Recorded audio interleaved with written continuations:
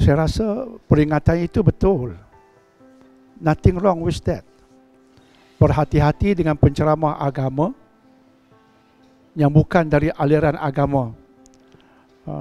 Dia itu mungkin pilot, engineer dan lain-lainnya. Doktor dia tak kata. Dan lain-lainnya, termasuk doktor lah tu. Bukan.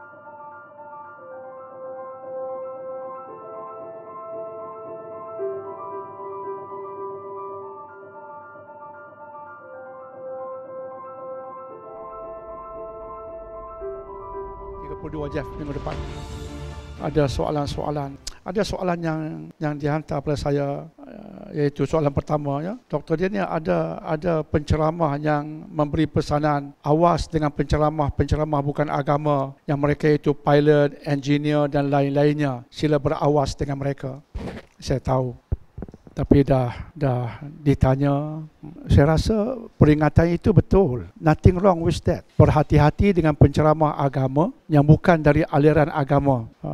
Dia itu mungkin pilot, engineer dan lain-lainnya. Doktor dia tak kata. Dan lain-lainnya, termasuk doktor lah tu. Bukan aliran agama pun, doktor dia ni. Belajar medik, pilot. Yang terkenal pilot yang cakap agama di Malaysia, apa nama dia?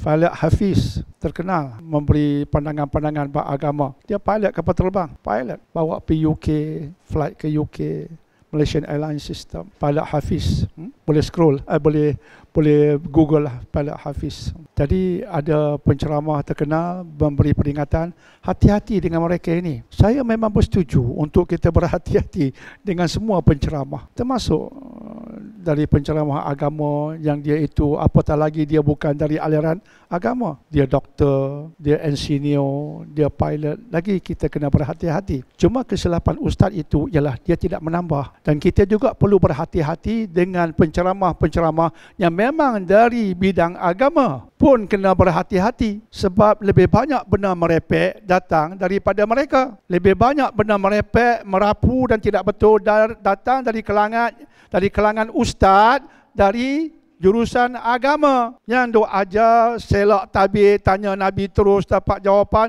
Itu bukan pilot, bukan doktor, bukan engineer yang beritahu itu. Itu jurusan agama, pondok yang campurkan ayat Quran dengan ayat biasa untuk cegah dari kemalangan. Itu yang kamu panggil sebagai syekh. Bukan pilot berkata benda-benda merepek itu, bukan doktor. Jadi kena tambah hati-hati juga dengan ustaz-ustaz jurusan agama yang mengajar hadis-hadis palsu, yang mengajar benda yang tidak ada landasan, yang angkat semula safar ini turun bala. Ini bukan pilot yang bagi tahu, bukan doktor bagi tahu, oleh orang yang kamu panggil dia syekh, tuan guru dalam bidang agama. Jadi baru adil. Cuma kalau dia seorang pilot, dia sampaikan agama dengan metodologi yang betul. Alhamdulillah. Itulah yang betulnya. Tuan-tuan dan puan-puan, kalau saya nak tanya kepada tuan-tuan dan puan-puan, seorang ketua perompak dia ajar agama, okey ke tidak? Saja nak uji minda tuan-tuan dan puan-puan, sama ada boleh faham tak saya nak bawa tuan-tuan dan puan-puan ke mana. Kalau seorang ketua perompak dia ajar tuan-tuan dan puan-puan agama, nak terima tak? Tak terima kan? Cikgu, terima tak? Angguk tak kuat. Jeff, terima tak? Seorang ketua perompak ajar Jeff agama, terima tak? Jeff kata apa? Hati-hati. Jeff kata hati-hati ya. Bukan tolak, hati-hati ya. Dengar juga. Ketua perompak apa okey? Tak apa, semua jawapan tu adalah asas ya kan. Tapi saya nak bagi tahu dalam bentuk pertanyaan. Siapa dia Imam Fudail Iyad? Siapa dia Imam Fudail Iyad rahimahullahu taala? Siapa dia imam yang bernama Fudail Iyad? Siapa dia? Dia ketua perompak. Sebelum jadi imam, dia ketua perompak. Dilahirkan di bumi, di kota Samarkand. Dia ketua perompak. Jeff, Imam Fudail Iyad rahimahullah ta'ala asalnya ketua perompak. Dilahirkan di kota Samarkand. Merompak sana, merompak sini. Tapi Allah takdirkan dia jatuh hati dengan seorang wanita. Dan wanita itu seorang wanita yang solehah. Maka selepas dia merompak, dia akan pergi menjenguk wanita itu. Dan satu hari selepas dia merompak, dia pun memanjat dinding dan pergilah untuk melihat wanita itu. Dan tiba-tiba dia mendengar wanita itu sedang membaca Al-Quran. Dan tepat masa itu wanita itu sedang membaca ayat 16 surah Al-Hadid. tepat waktu Fudhal Iyad sampai ke rumah dia, dia mendengar ayat 16 surah Al-Hadid yang membawa maksud, belumkah sampai masanya lagi bagi orang yang beriman itu tunduk dan mengingati Allah.